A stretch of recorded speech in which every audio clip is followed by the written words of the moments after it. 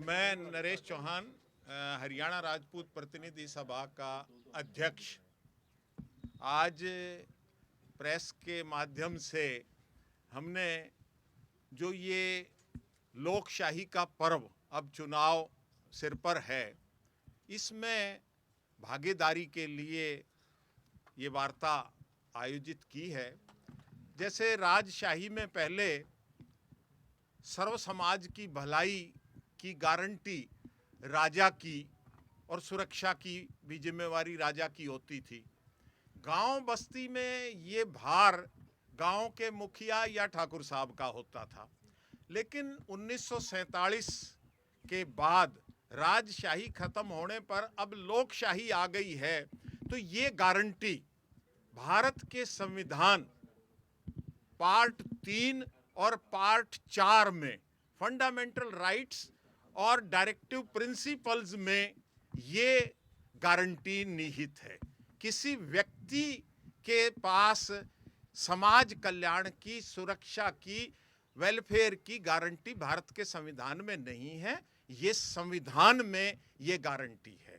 उस गारंटी को हम चाहते हैं, ये समाज चाहता है कि हम उस गारंटी को, संविधान सम्मत चीज़ों को लागू करवाने के लिए वंचित, दलित और उस वर्ग को जो अब तक दूर रखा गया है, खाली पेट भरने से, अनाज से पेट भर सकता है, लेकिन उसके स्वाभिमान और उसका जो मान सम्मान, संविधान की जो मूल भावना है, उसको दिलवाने के लिए राजपूत समाज लामबंद हुआ है। क्योंकि भारत के संविधान में ही, मतलब आर्टिकल 243 डी और आर्टिकल 243 टी, स्थानीय चुनाव, लोकल बॉडीज के इलेक्शन और पंचायती राज में आरक्षित सीटें रोटेशन के हिसाब से की जाती हैं, लेकिन पार्लियामेंट की सीटें और विधानसभा की सीटें रोटेशन की बजाय आबादी के हिसाब से की जाती हैं कि भाई जिसमें एससी की जहां आबादी ज्यादा हो। तो ये विसंगति है, उसका उदाहरण हमारे सामने है।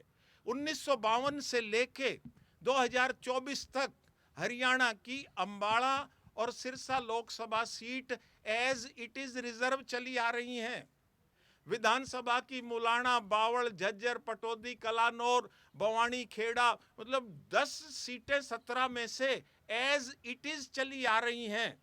हमारा अभियान है कि इस बात को हम सड़क से लेकर सर्वोच्च न्यायालय तक और चुनाव में भी एक मुद्दे के रूप में कि 2026 का जो डिलिमिटेशन होने जा रहा है, उसमें विधानसभा और लोकसभा की सीटें भी रोटेशन के हिसाब से की जाएं।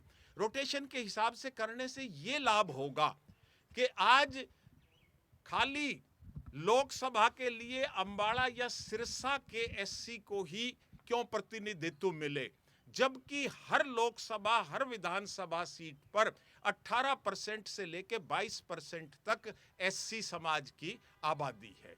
उनको तो एक किस्म से अछूत समझ के, एक तरफ हम छुआछूत खत्म करने की बात करते हैं और एक तरफ हमने, जैसे गांव में चमार की ढाणी है, धानक की ढाणी है, वाल्मीकि की बस्ती है, इस तरह से आपने पिछले 75-77 साल से पटके हुए उनको अछूत किया हुआ है। चंडीगढ़ में भी एससी समाज की उतनी ही भागीदारी है। अगर रोटेशन से नहीं हुआ तो कभी भी चंडीगढ़ से तो कोई एमपी बन ही नहीं सकता एससी समाज का। तो हम इस चक्र को राजपूत प्रतिनिधि सभा तोड़ना चाहती है और रोटेशन से करवाना चाहती है, ताकि एक बार जब चंडीगढ़ आरक्षित हो जाएगी और यहां से आरक्षित एससी समाज का कैंडिडेट निर्वाचित होगा, अगली टर्म में जब चंडीगढ़ सामान्य सीट हो जाएगी, तो जो आरक्षित जीत कर गया था आरक्षित सीट से, उसकी परफॉर्मेंस को देखते हुए सामान्य सीट से भी हम उस आरक्षित वर्ग को कैंडिडेट बनाएंगे। जब ये भेदभाव भी आगे चल के खत्म होगा और संविधान की जो मूल भावना है वो भी कहीं ना कहीं पूरी होगी और एक समाज में पूरी समरसता, समानता वो आएगी।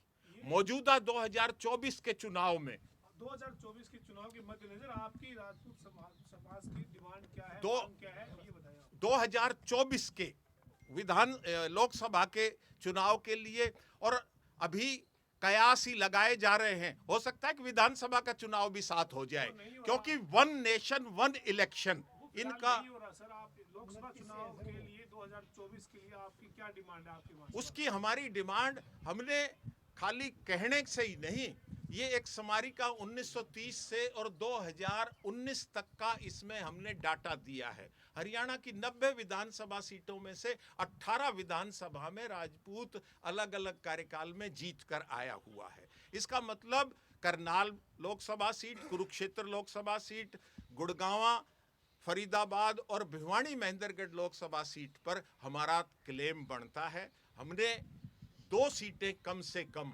राष्ट्रीय पार्टियों से मांगी हैं। राष्ट्रीय पार्टियां अगर हमारी बात नहीं मानेंगी तो क्षेत्रीय पार्टियों से, और फिर निर्दलियों को भी मैदान में उठाएंगे। और जो 18 सीटें हम जीत चुके हैं आने वाले विधानसभा चुनाव में, उन 18 सीटों पर और 2 सीटें फालतू बढ़ रही हैं, उन पर हम अपना क्लेम और अपना पराक्रम दिखाने का काम करेंगे।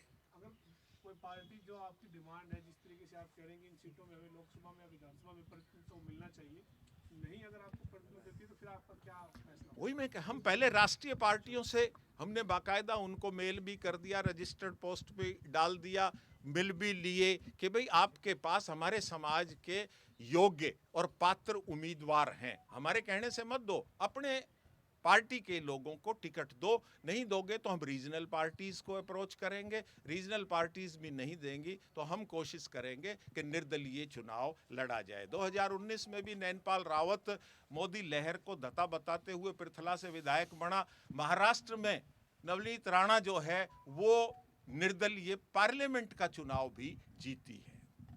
सर, एक तरफ तो आप रोटेशन के आधार पर टिकटों की आरक्षण की बात करें, दूसरी तरफ कह रहे हैं जुआ साफ खत्म करेंगे, फिर आप राजपूत समुदाय के लिए टिकटें मांग रहे हैं। नहीं, आज जो आपको लगता है कि राजपूत समुदाय को प्रतिनिधित्व नहीं मिला है? हिमाचल देखें, हर लंबे समय से सीएम वही बढ़ते आ रहे हैं। मैं ये कह रहा हूं कि आर्टिकल 38 संविधान, भारत के संविधान की, भारत संविधान का आर्टिकल 38 वो कहता है, संविधान तो एससी एसटी को आरक्षण दे रहे हैं। नहीं नहीं, आरक्षण की बात नहीं, कि भाई जहां असमानता है, जहां किसी को राजनीतिक षड्यंत्र के तहत उसको वंचित किया जा रहा है, वहां उसको प्रतिनिधित्व मिलना चाहिए। अगर हिमाचल प्रदेश में किसी भी जाति वर्ग को वंचित किया जा रहा है राजनीतिक षड्यंत्र के तहत, उनको पूरा हक है कि वो अपनी बात रखें, अपना क्लेम पुट अप करें।